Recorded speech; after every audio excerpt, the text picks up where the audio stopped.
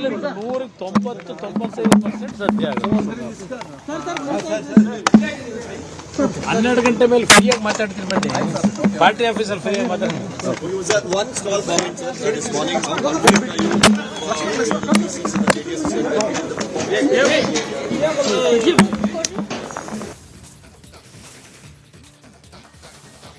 ಅವರು 12 ಗಂಟೆ ನಂತರ ಮಾತನಾಡ್ತೀನಿ ಅಂತ ಹೇಳ್ತಿದ್ದಾರೆ ಸರ್. ಇದು ಸ್ವಲ್ಪ out of the box question ಆದ್ರೂ ಕೂಡ ಕ್ಯೂರಿಯಾಸಿಟಿ ಇದೆ. ರವೀಂದ್ರ ರಶ್ಮಿ ಸರ್, ಮಿನಿಸ್ಟರ್ ಕಡೆ ಏನಾದರೂ ಕಾಣ್ತಿದ್ಯಾ ಕುಮಾರಸ್ವಾಮಿ ಅವ್ರ ಮುಖದಲ್ಲಿ? ಕಾಣಬಹುದಾಗಿತ್ತು, ಆದ್ರೆ ಅವರ ಕುಟುಂಬದಲ್ಲಾಗಿರೋ ಮುಜುಗರದಿಂದಾಗಿ ಅವ್ರಿಗೂ ಕೂಡ ಸ್ವಲ್ಪ ಸಂಕೋಚ. ಅವ್ರ ನಿಲುವು ಸರಿಯಾಗಿದೆ. 12 ಗಂಟೆ ನಂತರ ಮಾತಾಡ್ತೀನಿ ಅಂತ ಅಂದ್ಬಿಟ್ಟು. ಯಾಕಂದ್ರೆ ಹಾಸನದಲ್ಲಿ ಏನಾಗಿದೆ ಗೊತ್ತಾಗ್ತಾ ಇಲ್ಲ ನಮ್ಗೆ ಇದುವರೆಗೂ ಕೂಡ. ಇವತ್ತು ನೋಡಿ, ಸುಪ್ರಸಿದ್ಧ ವ್ಯಕ್ತಿಗಳು ಇಬ್ಬರು 3 ಜನ ಜೈಲಲ್ಲಿದ್ದಾರೆ. ಒಂದು ವಿಶಿಷ್ಟವಾದ ಕಾರಣಕ್ಕೆ ಪ್ರಜ್ವಲ್ ಜೈಲಲ್ಲಿದ್ದಾರೆ. ಹಾಸನ ಏನಾಗುತ್ತೆ ಅಂತ. ಆಮ್ ಆದ್ಮಿ ಪಕ್ಷದ ಸಂಸ್ಥಾಪಕ, ಮುಖ್ಯಸ್ಥ, ನೇತಾರ ಎಲ್ಲ ದಿಲ್ಲಿ ಮುಖ್ಯಮಂತ್ರಿ ಆಗಿರೋ ಕೇಜ್ರಿವಾಲ್ ಮತ್ತೆ ಜೈಲಿಗೆ ವಾಪಸ್ ಹೋಗಿದ್ದಾರೆ.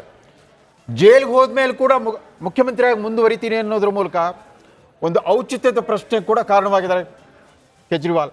ಅದೇ ರೀತಿ JMM ಪಕ್ಷದ ನೇತಾರ, ಜಾರ್ಖಂಡ್ನ ಮಾಜಿ ಮುಖ್ಯಮಂತ್ರಿ ಹೇಮಂತ್ ಸೊರೇನ್ ಅವರು ಕೂಡ ಜೈಲಲ್ಲಿದ್ದಾರೆ.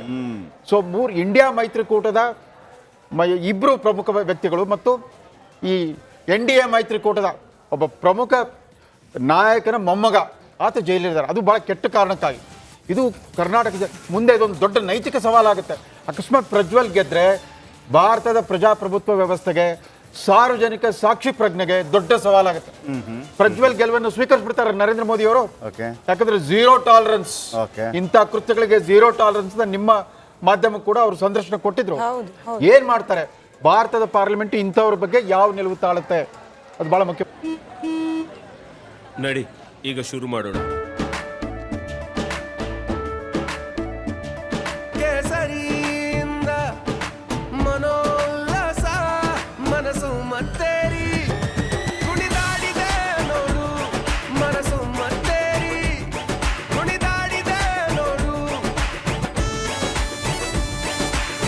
ಸರ್, ಹಾಗಿದ್ರೆ ಅಲ್ಲಿ ಕುಮಾರಸ್ವಾಮಿ ಇಶ್ಯೂ ಹೆಂಗಾಗುತ್ತೆ ಸರ್? ಈಗ ಒಂದ್ ವೇಳೆ ಅದು ಪ್ರಜ್ವಲ್ ರೇವಣ್ಣ ಆ ಥರನ ಅಮಾನತುಗೊಳಿಸ್ತಾರೋ ಮತ್ತೊಂದುಗೊಳಿಸ್ತಾರೋ ಗೊತ್ತಿಲ್ಲ. ಆದ್ರೆ ಮಂತ್ರಿ ಆಗೋದಕ್ಕೆ ಕುಮಾರಸ್ವಾಮಿಗೆ ಆಗುವಂತ ಎಡರು ತೊಡರುಗಳು ಏನು, ಅವ್ರಿಗೆ ಏನು ಕ್ವಶನ್? ಅದು ಇನ್ನಿಬ್ರು ಪ್ರತಿಸ್ಪರ್ಧಿಗಳಿದ್ದಾರೆ. ಬಿಜೆಪಿಯಿಂದ ಮತ್ತಿಬ್ರು ಮಾಜಿ ಮುಖ್ಯಮಂತ್ರಿಗಳು ಗೆಲ್ಲೋ ಸಾಧ್ಯತೆ ಇದೆ.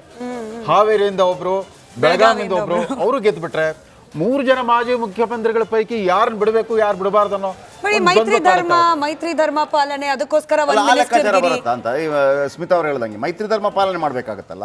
ಈ ಮೈತ್ರಿ ಬಿಜೆಪಿಗೆ ಏನಾದ್ರೂ ತನ್ನದೇ ಸ್ವಂತ ಬಲದಿಂದ ನಿಚ್ಚಳ ಬಹುಮತ ಬಂದ್ಬಿಟ್ರೆ ಕುಮಾರಸ್ವಾಮಿ ಅವ್ರದ್ದು ಮತ್ತೆ ಅನಿಶ್ಚಿತತೆ ಕಾಡ್ಬೋದು. ಯಾಕಂದ್ರೆ ಕುಮಾರಸ್ವಾಮಿ ಅವರು ಈ ಮೈತ್ರಿ ರಚನೆ ಆಗೋ ಸಂದರ್ಭದಲ್ಲಿ ಸ್ವಲ್ಪ ಆಕ್ರೋಶದಿಂದ ಮಾತಾಡಿದ್ರು.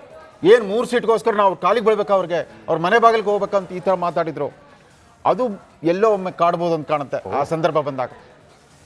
ಶಂಕರ್ ಶೆಟ್ಟಿ ಸರ್, ಮೈತ್ರಿ ಬಗ್ಗೆ ಏನೋ ಹೇಳ್ತಾ ಇದ್ರಿ ತಾವು. ಅಲ್ಲ, ಮೈತ್ರಿ ಬಗ್ಗೆ ಏನು ಗೊತ್ತಾ, ಅವರಿಗೆ ಈ ಕರ್ನಾಟಕ JDS ಅಂತಲ್ಲ, ಅದು JDU ಆಗಲಿ, ಶಿವಸೇನೆ ಆಗಲಿ, ಅಥವಾ NCP ಗ್ರೂಪ್ ಆಗಲಿ, ಯಾವುದೇ ಐತಿಗೆ TDPಯಲ್ಲಿ ಇದೇ ಎಲ್ಲ ಮಂತ್ರಿ ಗ್ರೂಪ್ಗಳೇ.